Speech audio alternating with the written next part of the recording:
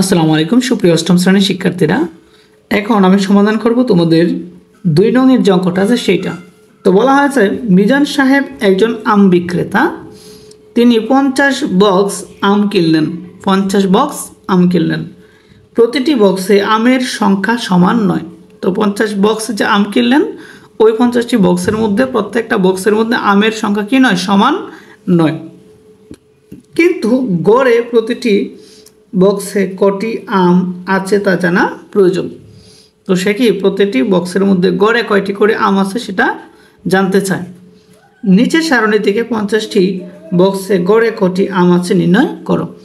তাহলে এই 50টা বক্সের মধ্যে গড়ে কয়টি করে আম আছে এটা আমাদের নির্ণয় করতে হবে, অর্থাৎ এই অঙ্কটা থেকে আমাদের গড় নির্ণয় করতে হবে।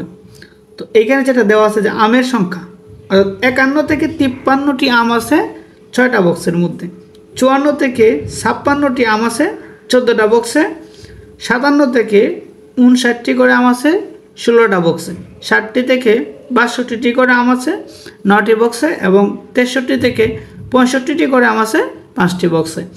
তো এখান থেকে আমাদের গড় নির্ণয় করতে হবে। তো আমাদের গড় নির্ণয়ের জন্য যে সারণীটা প্রয়োজন সেটা হচ্ছে এখানে তো আমের সংখ্যা, তো আমের সংখ্যাটাকে আমরা শ্রেণীব্যক্তি হিসাবে লিখতে পারি, কারণ এখানে শ্রেণীব্যক্তি আছে, অর্থাৎ 51 থেকে 53। এরপর আমাদের লিখতে হবে বক্সের সংখ্যা, আর বক্সের সংখ্যাটাকে আমরা গণসংখ্যা লিখতে পারি, আর গণসংখ্যাটাকে FI দ্বারা প্রকাশ করা হয়। FI দ্বারা প্রকাশ করা হয়। এখানে আমরা বক্সের সংখ্যাগুলো লিখলাম।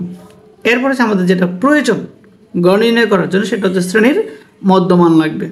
তো শ্রেণীর মধ্যমান কীভাবে নির্ণয় করে, এই যেখানে যে শ্রেণীব্যক্তি দুটো সংখ্যা দেওয়া আছে ওই দুটো সংখ্যা যোগ করতে হবে প্রথমে। এই দুটো সংখ্যা যোগ করতে হবে, যোগ করে যোগফলটাকে 2 দ্বারা ভাগ করতে হবে।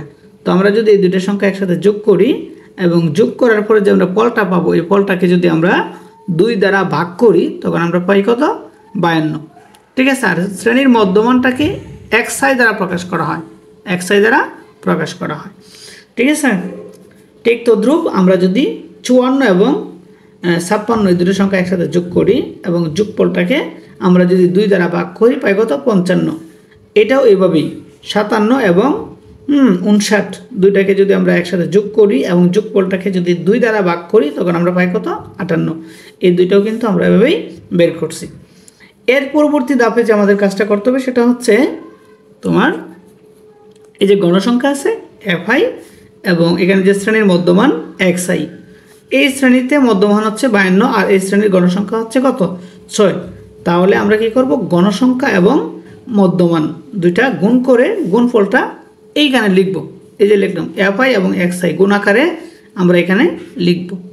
ঠিক আছে, গুণ করে।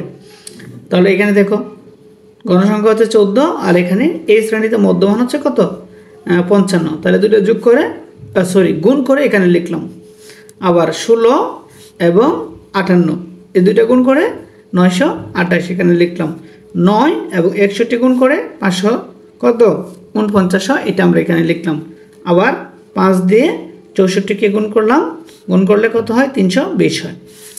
এরপরে যে স্টেপটা আছে এই স্টেপে হচ্ছে তোমাদের এখানে যে আমরা FI XI সবটি গুণফল আকারে লিখলাম, এই সবটি একসাথে যোগ করতে হবে এবং যোগফলটাকে সামেশান দ্বারা প্রকাশ করা হয়। সামেশান মানে হচ্ছে যোগফল। কার যোগফল, FI এবং XI গুলোর যোগফল হচ্ছে কত, 2879।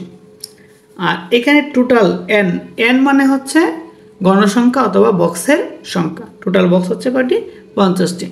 এখন আমাদের কি করতে হবে, এখান থেকে গড় আমের সংখ্যা নির্ণয় করতে হবে। তাহলে গড়ের সূত্র হচ্ছে 1/n into summation FI XI। ঠিক আছে, এই যে 1, এই যে লিখলাম উপরে 1, নিচে n এর মান হচ্ছে 50, আমরা নিচে 50 লিখলাম।